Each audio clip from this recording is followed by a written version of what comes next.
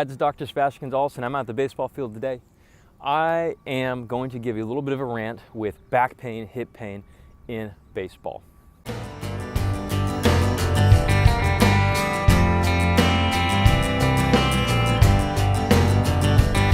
Now, one thing that I strongly suggest players do, because I've spent time playing baseball as well, is number one, if you have back pain with baseball, you need to get an x-ray. Okay, that's number one.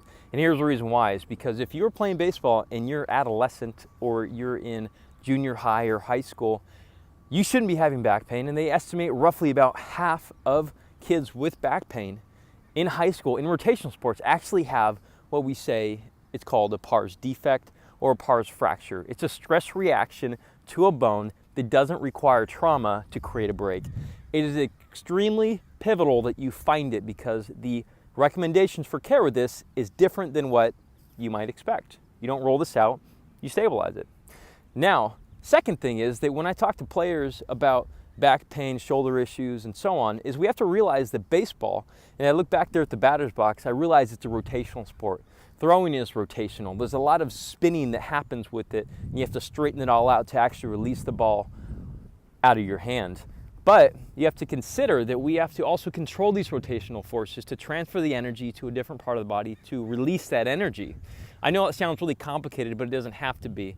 So one thing you have to consider with this, and this is I guess the second tip, is that all the ball and socket joints of your body, the shoulders, the hips, need to be working.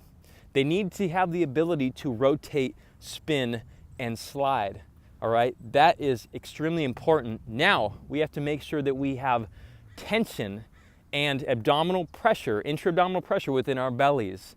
All right, this is a whole other concept that we've done podcasts on before. But if you don't have those two things, if you don't have functioning ball socket joints and you don't have a functioning stable torso, you will have zero possibility of limiting injuries in baseball. And that includes shoulder injuries, elbow injuries, hip ones, back ones, and so on, okay?